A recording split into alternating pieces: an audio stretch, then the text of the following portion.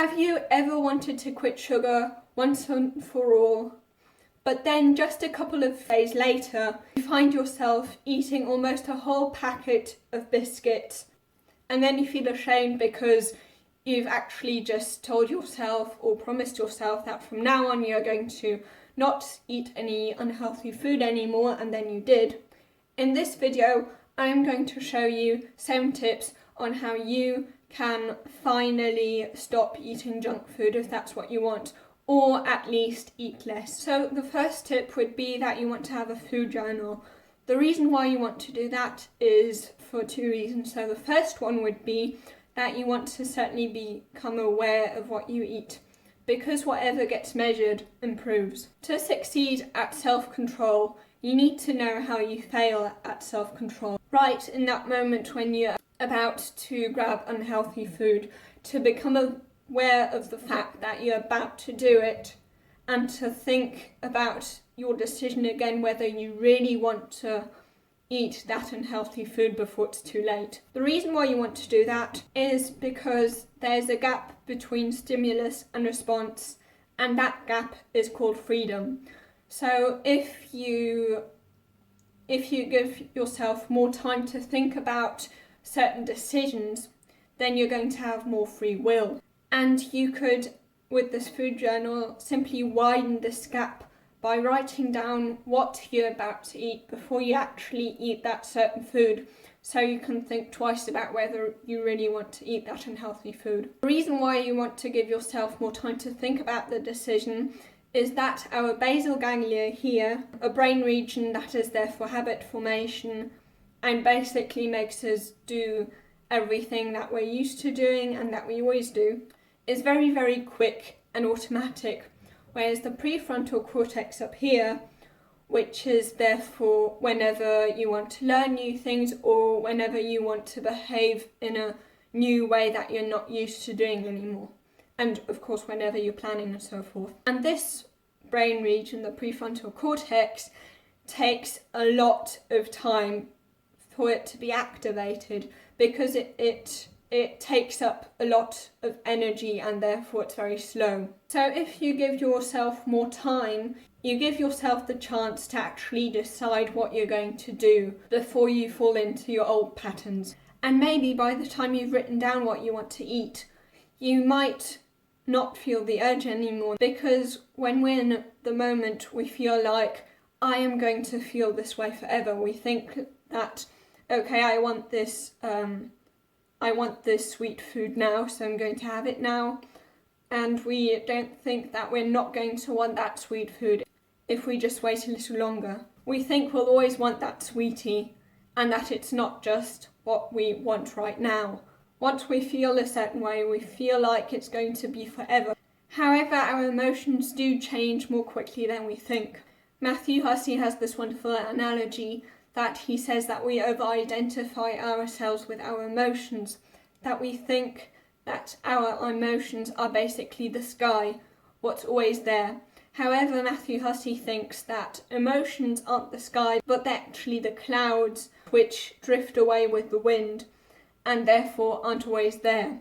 And then there's another way that you can widen this gap, and that would be the second tip, which would be to change your environment. So in general, what you want to do with bad habits is that you want to increase the friction between stimulus and response. One way of doing it is, as I've already mentioned, writing down what you're going to eat before you eat that certain food. However, what you could also do is simply put it somewhere where it's hard for you to either find it or where you don't see it immediately. The best thing would be not to have it in your house at all, because then in that case, it's the thing that you could do that would be most difficult, that would make it the most difficult for you. However, if you still want to have sweeties in general, but you just simply want to eat less, then at least make sure that you don't put sweeties and junk food and unhealthy food in general at eye level.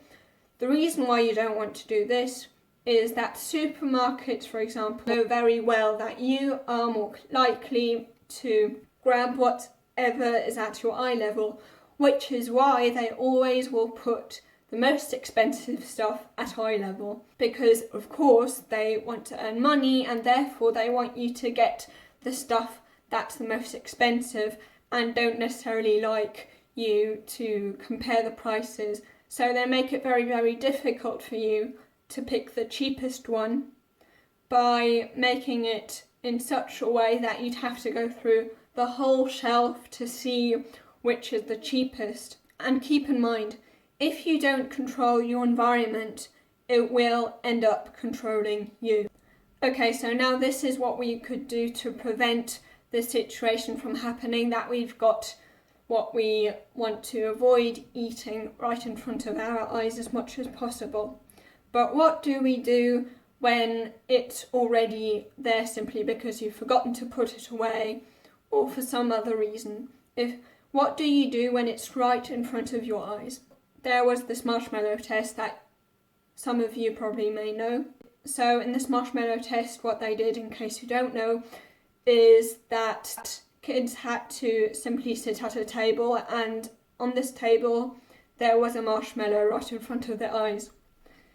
And what these children were told is that if they wait long enough, if they wait for the adult to come back again, they would get a second marshmallow if they managed not to eat the marshmallow in that time. So what the kids did who successfully managed to resist the marshmallow is that they would cover their eyes or sing to distract themselves. The method that the kids used that were worst at resisting the marshmallow was thinking, oh geez, that second marshmallow is going to taste so good. I really want that marshmallow, that second marshmallow. That's going to be my motivation to resist that marshmallow I've got right here. Because, of course, if they think about how great the marshmallow is going to taste, they're going to want it even more. What the researchers did with the worst kids was show them some kind of techniques in which they could make it easier for them to resist the marshmallow. And some of these tips were to focus not on the taste, but instead of focusing on the taste, focusing on the shape of the marshmallow or the colour of the marshmallow. And what they also did was tell the children to imagine that that marshmallow was kind of in a frame so that it didn't look as real, because then they wouldn't be tempted if it didn't look that real. And it turned out that with these methods, the kids who at the beginning only managed to resist for 1 minute managed to resist for a whole quarter of an hour. And then the next tip, the fourth tip, would be to use the WHOOP method. So WHOOP basically stands for wish, outcome, obstacle and plan. So wish, I don't know, I want to feel less ashamed about eating so much, or I want to lose weight, whatever it may be for you. And the outcome could be, if you're losing weight, I want to lose so many kilos by this and this time. And then when it comes to the obstacles, what you do there is that you write down every single way in which you could fail, every single situation in which you could be tempted to eat that sweetie or whatever it is that you like.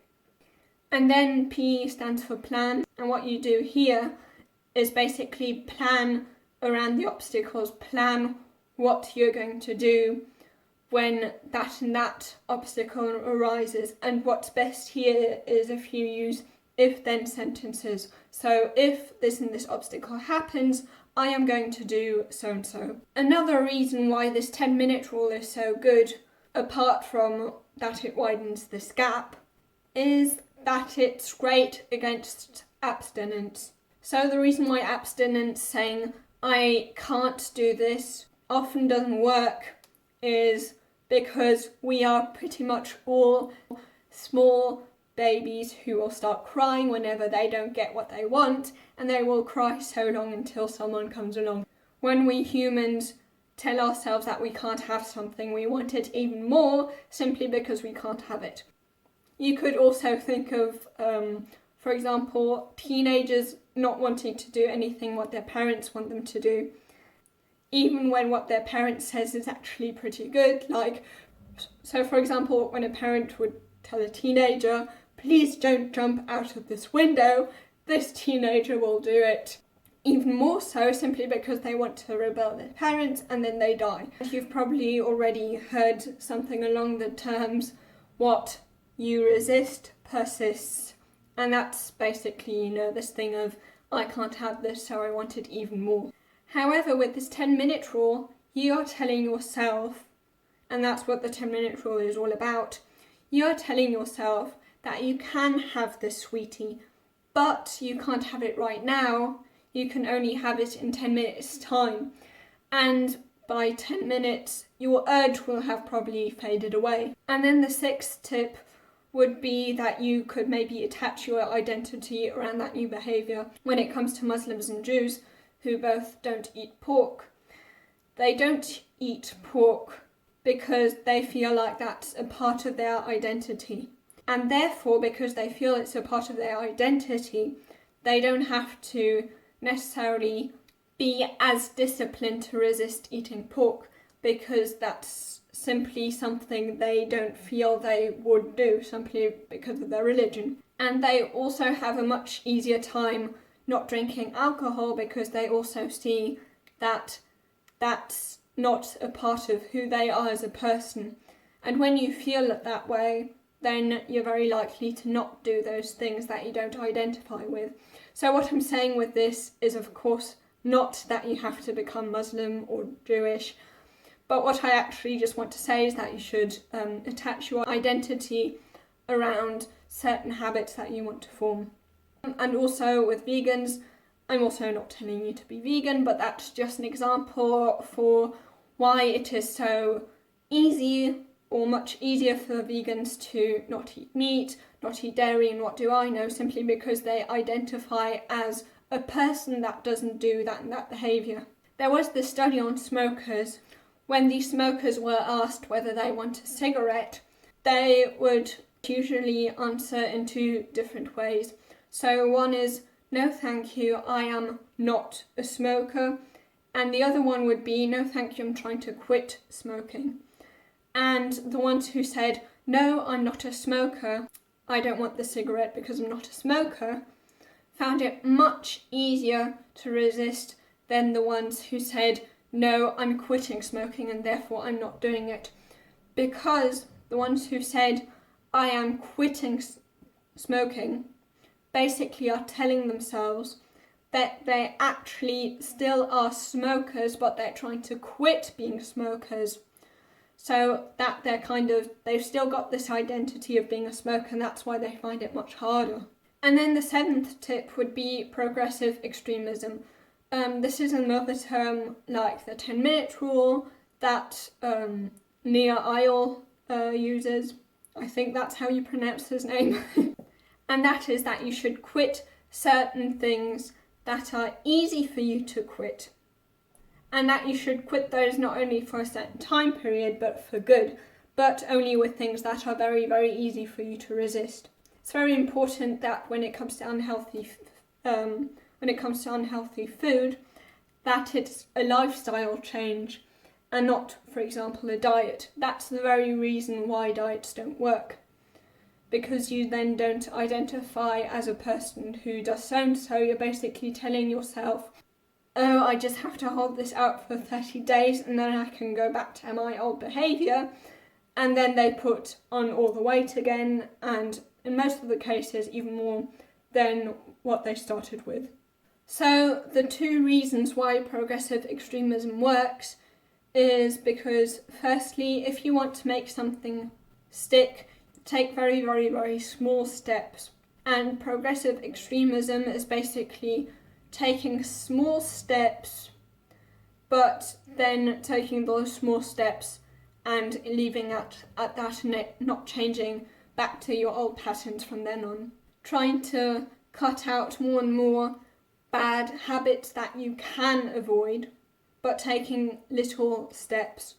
And in general, if you want to make it stick, you want to go brick by brick, because habit change occurs slowly, rarely, or never. And then the second reason why this works is because if you've already decided beforehand that you're not going to do that certain thing, then you won't find yourself in the state called decision fatigue. So decision fatigue is this state in which you're confronted with so many different options that you end up not taking any option at all because you're so overwhelmed, by all these different options that you go for your default, which would then usually be the bad habit, because that's easy to fall into. You should think of decision making and willpower as a muscle. So like a muscle, if you use willpower, then this willpower will grow over time. However, if you overtrain your willpower by using it too much at once, then you're kind of going to overtrain your willpower and therefore deplete your willpower. Because making decisions, as I've already mentioned with the prefrontal cortex, takes up a lot of energy. Michael Jordan, by the way, once said that once I made a decision, I never had to think about it again. And that is how you should go about making your decisions too. That once you've made a decision, you actually commit to that decision and you don't have to think about it a second time